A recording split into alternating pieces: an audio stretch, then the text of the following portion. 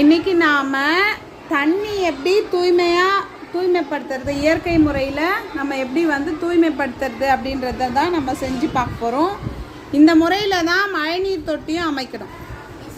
வீட்டில் மழைநீர் தொட்டியும் அந்த மாதிரி தான் அமைப்பாங்க. அது எப்படி அமைக்கிறோன்னு நம்ம இன்றைக்கி பார்க்க போகிறோம். ஓகேவா? அதுக்கு தேவையான திங்ஸ் என்னென்னு இப்போ நான் உங்களுக்கு சொல்கிறேன்.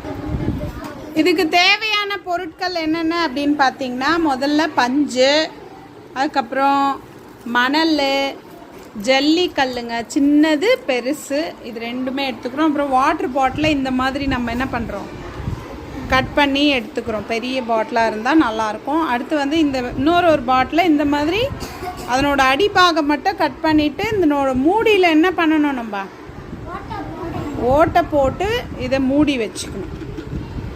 சரியா? அடுத்து என்ன பண்ணணும், திருப்பி இதுக்குள்ளே ஃபிக்ஸ் பண்ணிடணும். ஃபிக்ஸ் பண்ணிவிட்டு இப்போ என்ன பண்ணோம், இதுக்குள்ளே நம்ம வடிகட்டக்கூடிய பொருட்கள் எல்லாத்தையும் நம்ம போட்டுட்டு கீழே தண்ணி நமக்கு தூய்மையான தண்ணி வரும். அந்த தண்ணி நம்ம குடிக்கலாம். அந்த மாதிரியான ஒரு வாட்டர் பியூரிஃபையர், இயற்கை நம்ம கைகளால் செய்யப்பட்ட ஆர்ஓ இது. சரியா? நம்ம கைகளே இப்போ மிஷின் அங்கே பாரு, நம்ம கிளாஸில் அந்த கார்னரில் ஆர்ஓ இருக்குது இல்லையா? அதே மாதிரி நம்ம கையிலேயே நம்ம என்ன பண்ண போகிறோம், இப்போ தண்ணியை வடிகட்டுற முறை, வடிகட்டி குடிக்கிற முறையை தான் நான் இன்றைக்கி உங்களுக்கு எல்லாருக்கும் என்ன பண்ண போகிறேன், சொல்லி பண்ண போகிறேன்.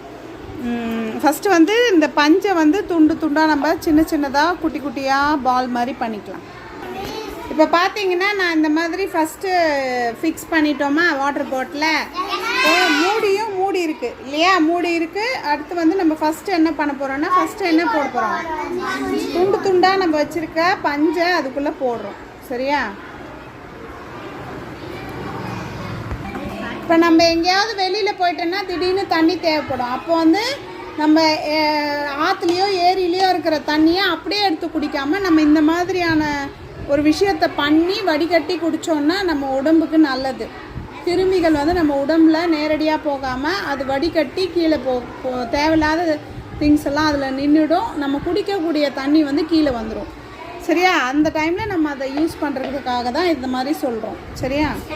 பஞ்சு போட்டாச்சு. பஞ்சு போட்ட பிறகு நம்ம மணல் இருக்கு இல்லையா, ஆற்று மண், அந்த மாதிரி மணலை இதுக்குள்ளே நம்ம போடுறோம்.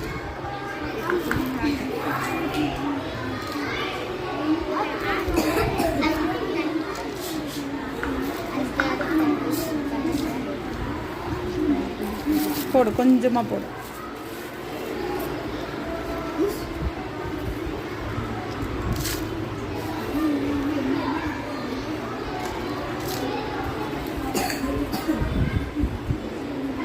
போடு போடு போடு.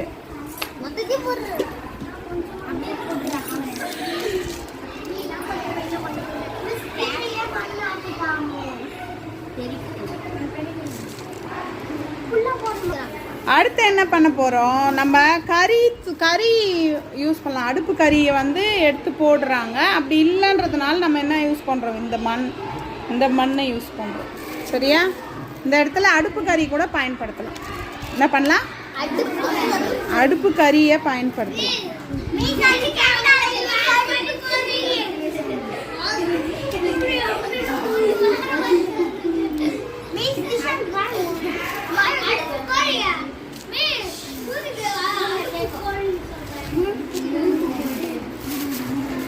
இப்போ நம்ம ஸ்கூலில் இருக்கிற வாட்டர் பியூரிஃபையர் இருக்கு இல்லையா, அதில் அந்த மாதிரி அடுப்பு கறி இருக்கும். அந்த பைப் மாதிரி இருக்கும் இல்லையா, அதில் அந்த கறி இருக்கும். சரியா? ஓகே, இது போட்டாச்சா? நெக்ஸ்ட் என்ன பண்ணணும்னா, சின்னதாக இருக்கிற கல்லெல்லாம் போடுறோம்.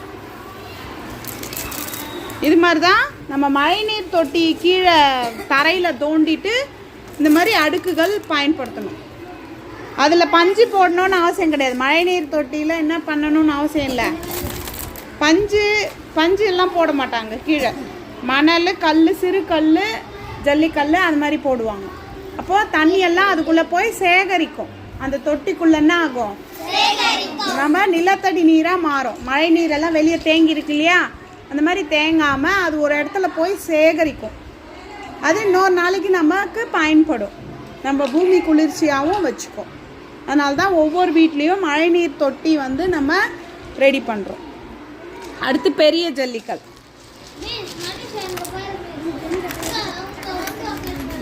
அடுத்து என்னது, பெரிய கற்களை போடுறோம்.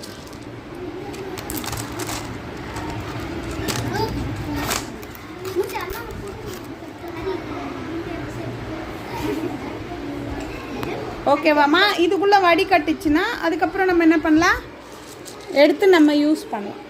இது மாதிரி நம்ம போகிற இடத்துல எங்கேயாவது காட்டில் மாட்டிக்கிறோம் அப்படின்னா அங்கே இருக்கிற தண்ணியை அப்படியே குடிக்காமல் இந்த மாதிரி வடிகட்டி குடித்தோன்னா நமக்கு எந்த ஒரு ஆபத்தும் வராது.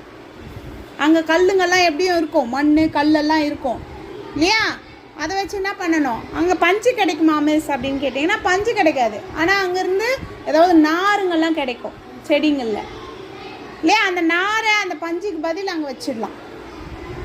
சரியா? வச்சுட்டு இந்த மாதிரி 5 அடுக்கு, முதல்ல பெரிய ஜல்லி, சின்ன ஜல்லி, அப்புறம் கறி தூள், அப்புறம் மணல், அதுக்கு கீழே வந்து இந்த மாதிரி 5 அடுக்குகளை வந்து நம்ம பயன்படுத்துகிறோம்.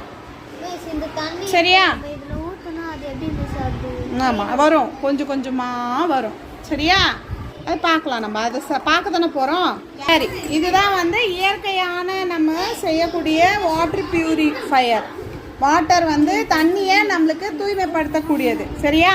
இப்போ என்ன பண்ணுறோம், நம்ம ஆற்றுலேருந்தோ ஏரியிலேருந்தோ தண்ணியை மொண்டு அழுக்காக இருந்தால் கூட பரவாயில்ல, கலரு மண்ணாக இருக்கும் இல்லையா தண்ணி, அதில் அந்த தண்ணியை எடுத்துன்னு வந்து நம்ம என்ன பண்ணுறோம், இதில் ஊற்றுறோம். கொஞ்சம் நேரம் பொறுத்து சொட்டு சொட்டாக என்ன ஆகும், அதில்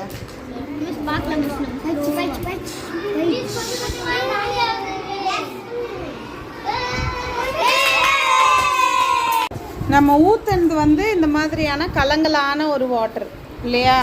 அடுத்து அது கீழே வர்றது வந்து கொஞ்சம் பியூரிஃபைடாக சுத்தமான தண்ணியாக மாறும். அது சரியா? சொட்டு சொட்டாக கொஞ்சம் நேரம் என்ன பண்ணும், வடிகட்டி அது நல்ல தண்ணியாக மாறும், குடிக்கிற தண்ணியாக மாறும். சரியா? நல்லா கிளாப் பண்ணலாம்.